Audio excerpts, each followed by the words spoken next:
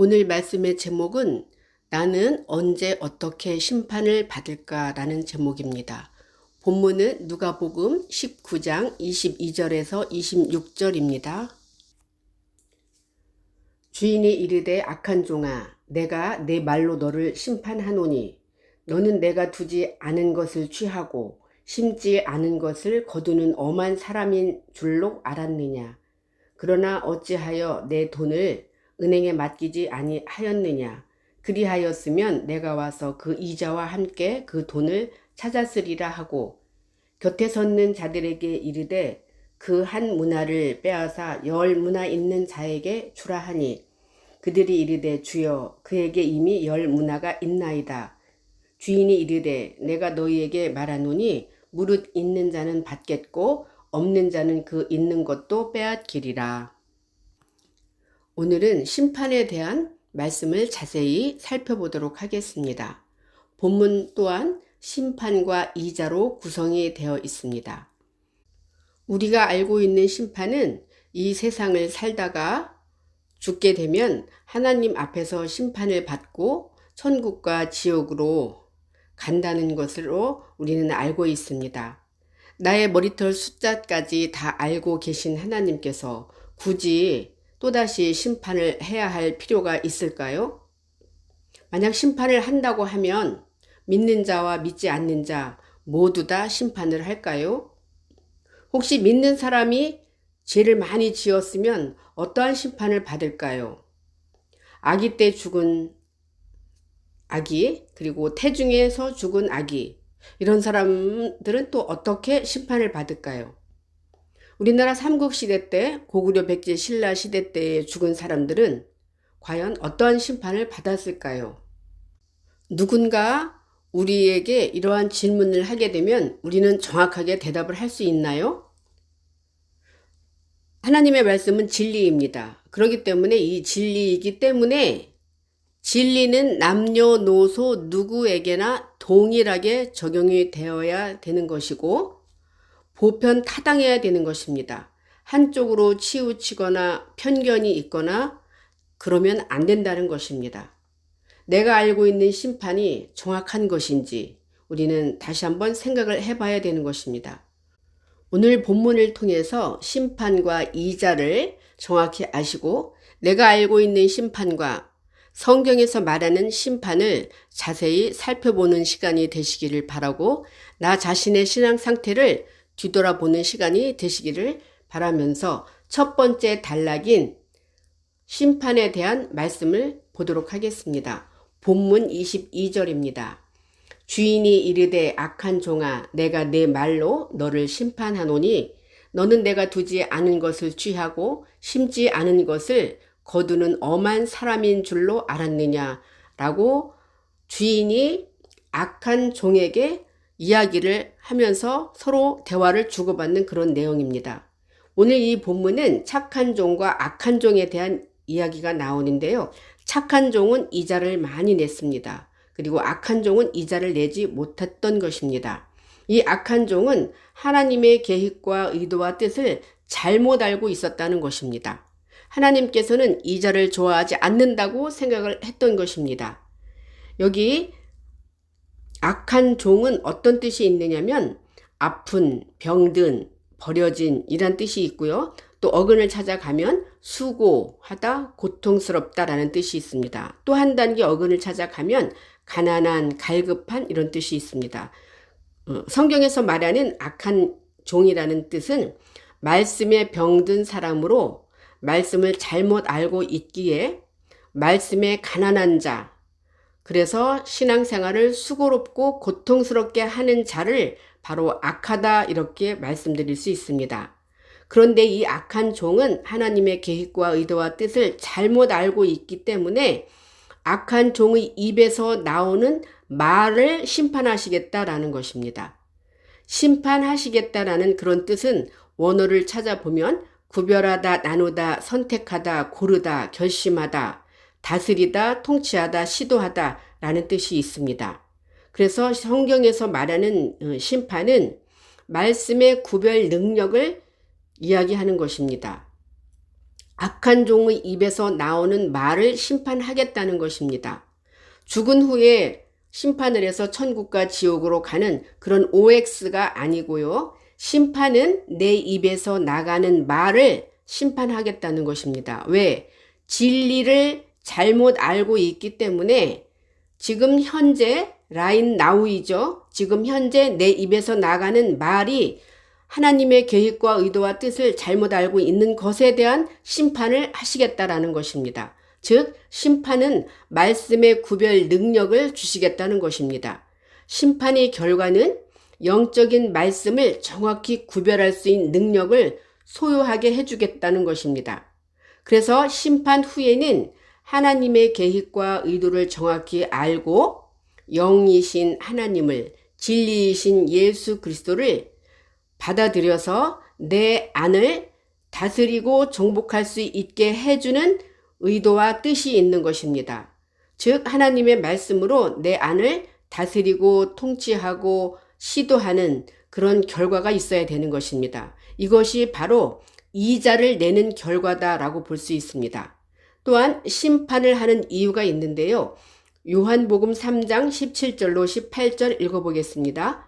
하나님이 그 아들을 세상에 보내신 것은 세상을 심판하려 하심이 아니요 그로 말미암아 세상이 구원을 받게 하려 하심이라. 그를 믿는 자는 심판을 받지 아니하는 것이요 믿지 아니하는 자는 하나님의 독생자의 이름을 믿지 아니하므로 벌써 심판을 받은 것이니라. 이렇게 기록이 되어 있습니다. 여기 세상을 구원한다는 것은 밖에 보이는 그런 세상을 구원하는 게 아니고요. 내 안에 있는 세상, 내 안의 마음을 구원하기 위해서 심판을 하시겠다라는 것입니다. 또 심판의 대상이 있는데요. 믿는 자는 심판을 받지 아니한다는 것이죠. 그것은 진리의 영, 예수 그리스도를 소유하고 있기 때문에 하나님의 말씀의 구별 능력을 가지고 있는 사람은 믿는 자로서 심판받을 필요가 없다는 것입니다. 즉 믿음이 있는 자는 심판이 필요가 없는 것이죠. 말씀의 구별 능력을 이미 가지고 있기 때문입니다. 믿지 않는 자는 진리의 영, 그것이 없고요. 또 예수 그리스도를 소유하지 않기 때문에 자기 자신이 바로 자기 자신이 주인인 것입니다. 영과 육이 구별을 할 수 없는 상태이죠. 즉 영적으로 갔다 육적으로 갔다 어떤 환경과 여건에 따라서 사람이 마음대로 움직일 수 있는 사람은 믿음이 없는 자다. 그렇기 때문에 심판을 다 받은 사람이다 라고 성경은 기록하고 있습니다. 또한 심판주이신 예수 그리스도를 우리에게 보내신 이유가 있습니다. 요한복음 9장 39절입니다. 예수께서 이르시되 내가 심판하러 이 세상에 왔으니 보지 못하는 자들은 보게 하고 보는 자들은 맹인이 되게 하려 함이라 하시니 이렇게 성경은 말씀하고 있는데요. 어떠한 환경에서도 흔들리지 않게 하기 위해서는 제대로 된 귀와 눈이 있어야 된다는 것입니다. 제대로 된 눈과 귀는 심판을 받은 사람만이 제대로 된 눈과 귀를 소유할 수 있게 되는 것입니다. 또한 심판받을 대상에 대해서 한 번 더 보도록 하겠습니다. 갈라디아서 5장 9절로 10절입니다. 적은 누룩이 온 덩이에 퍼지느니라. 나는 너희가 아무 다른 마음을 품지 아니할 줄을 주 안에서 확신하노라. 그러나 너희를 요동하게 하는 자는 누구든지 심판을 받으리라. 이렇게 성경은 말씀하고 있습니다. 사두개인과 바리새인의 누룩을 조심하라고 예수님께서는 말씀을 하셨습니다. 심판을 받아야 할 대상인데요. 본인들이 하나님을 믿는다고 하면서도 남을 요동케 한다는 것을 알지 못하는 것이죠. 그것은 심판을 받기 싫고 또 심판에 대한 것이 너무 두려웠던 사람들인 것입니다. 즉 심판을 안 받으려고 하는 사람들입니다. 그런데 이 누룩을 가지고 있는 사람들은 다른 사람들을 요동케 한다는 것입니다. 요동케 한다는 것은 진리가 없는 사람들이죠. 사람을 불편하게 하는 사람들입니다. 즉 행위를 강조하고 종교 행위를 강조하는 사람들입니다. 진리 안에서 자유를 누리지 못하고 율법 안으로 신앙생활을 가지고 들어가서 행위를 강조하는 그런 사람들은 남을 요동케 하는 자들이다 이렇게 말할 수 있는 것입니다.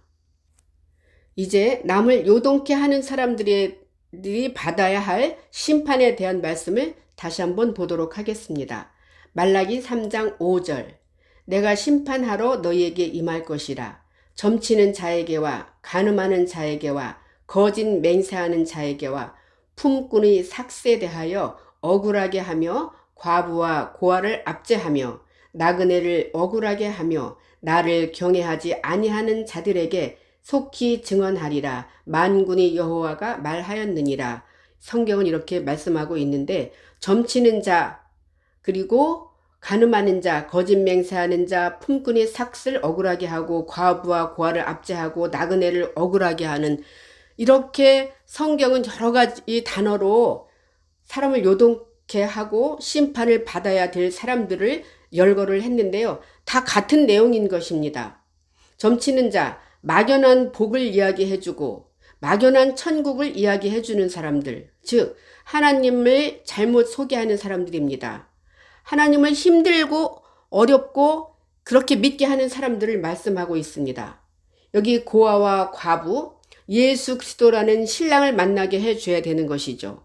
그런데 그렇게 하지 못하고 또 오늘날 내가 너를 낳았도다 말씀의 부모를 소개시켜 줘야 됨에도 불구하고 고아와 과부를 압제하는 것입니다.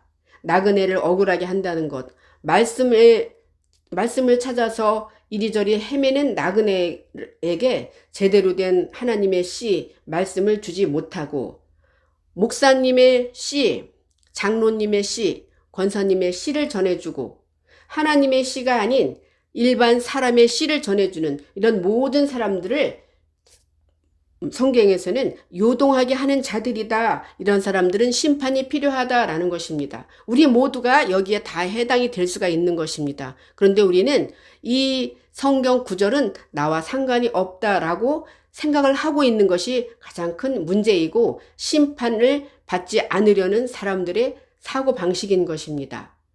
이제 다시 한번 시편 1편 5절에서 6절을 한번 보겠습니다.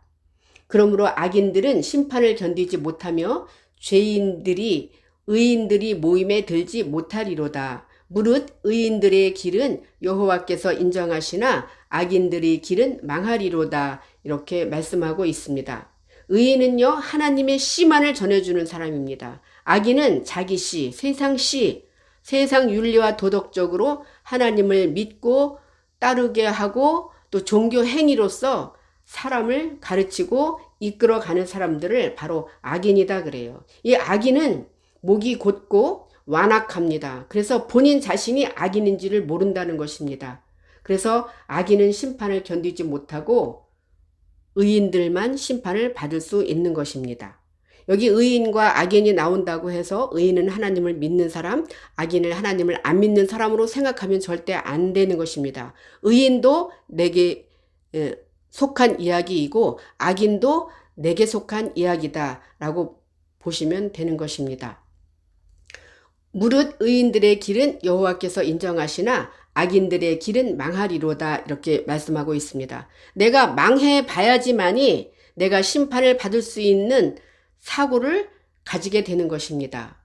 민수기 22장에서 38절은 이제 심판이 끝난 자에 대한 사고 방식이 다시 한번 나오게 됩니다. 민수기 22장 38절 발람이 발락에게 이르되 내가 오기는 하였으나 무엇을 말할 능력이 있으리이까 하나님이 내 입에 주시는 말씀 그것을 말할 뿐이니이다 이렇게 말씀하고 있습니다.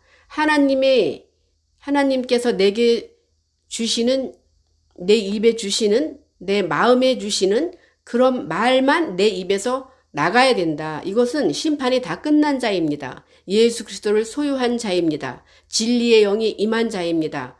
우리는 이러한 사람이 되기 위해서 최선을 다해서 매일매일 심판을 받아야 되는 것입니다. 그래서 내 입에 주시는 말씀만을 전하는 것이 바로 심판받은 자의 결과인 것입니다. 이제 두 번째 단락인 이자에 대한 말씀을 보겠습니다. 하나님께서는 이자를 너무너무 좋아하시는 분이다 라는 것을 지금부터 보도록 하겠습니다. 본문 23절로 26절까지 읽어보겠습니다. 그러면 어찌하여 내 돈을 은행에 맡기지 아니하였느냐? 그리하였으면 내가 와서 그 이자와 함께 그 돈을 찾았으리라 하고 곁에 섰는 자들에게 이르되 그 한 문화를 빼앗아 10문화 있는 자에게 주라 하니 그들이 이르되 주여 그에게 이미 10문화가 있나이다.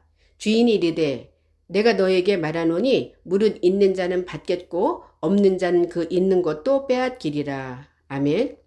여기 주인은 돈을 은행에 맡기겠다 이렇게 말씀을 했어요. 다 비유인 것이죠. 여기 은행이라는 뜻은 진설병, 식탁, 환전대 이런 뜻이 있습니다.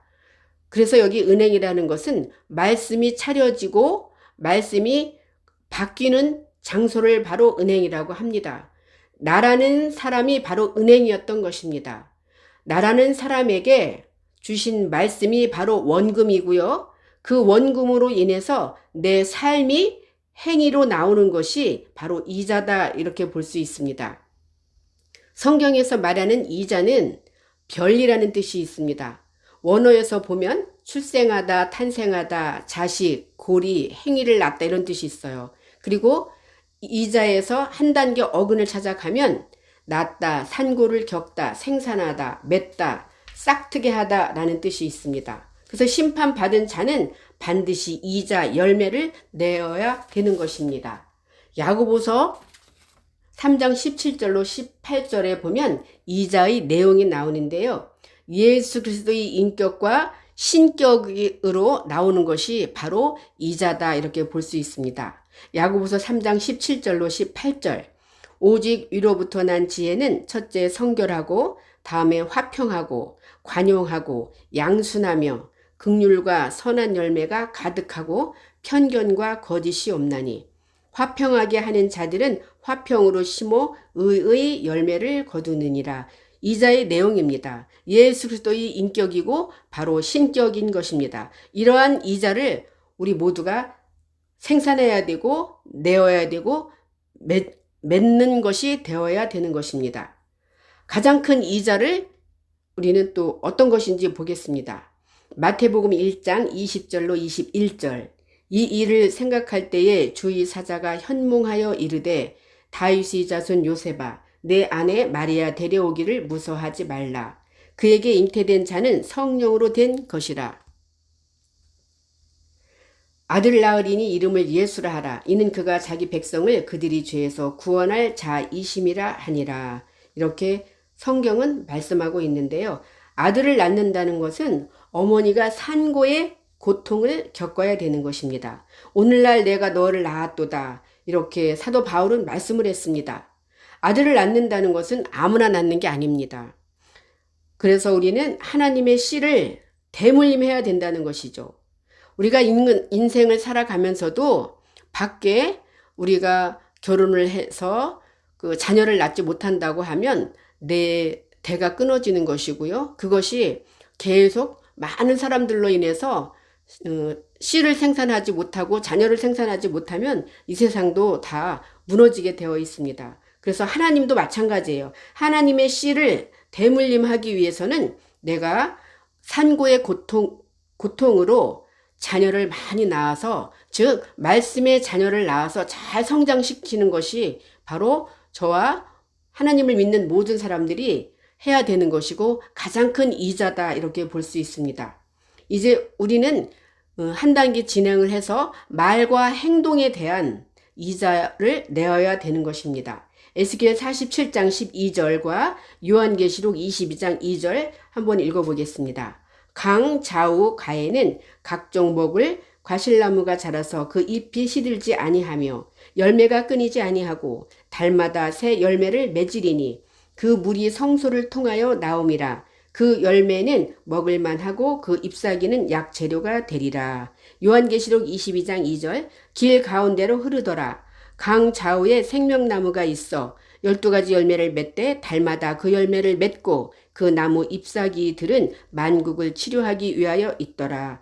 이렇게 말과 행동으로 어떠한 환경과 여건에 흔들리지 않고 나 자신이 하나님의 말씀으로 스스로 치료하고 또 나의 어떤 말과 행동으로 하나님을 믿는 사람들과 믿지 않은 사람들을 함께 치료할 수 있는 그런 모든 열매가 우리는 나와야 된다는 것입니다. 이게 바로 하나님께 우리가 드리는 가장 큰 이자다, 이렇게 볼 수 있습니다.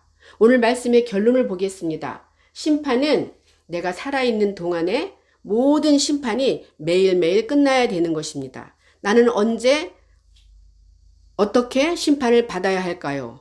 하나님의 말씀으로 내가 매일매일 심판을 받아야 되는 것입니다. 나는 날마다 죽노라, 이렇게 사도 바울은 말씀을 했습니다. 예수 그리스도는 흥하고 나는 쇠하는 것이 심판을 받는 사람들이 받아야 하는 말씀인 것입니다. 심판의 목적은 말씀의 구별 능력을 내게 주시는 것입니다. 심판이 끝난 사람은 말의 열매, 행동의 열매, 그것으로 예수 그리스도를 삶으로 표현하는 것으로 우리는 그러한 심판의 결과를 우리는 매일매일 받아야 되고, 또한 많은 이자를 나 자신을 위해서, 또 예수 그리스도를 위해서, 내 주변의 모든 사람들을 위해서 좋은 열매를 날마다 맺는 그러한 삶이 되시기를 간절히 바랍니다.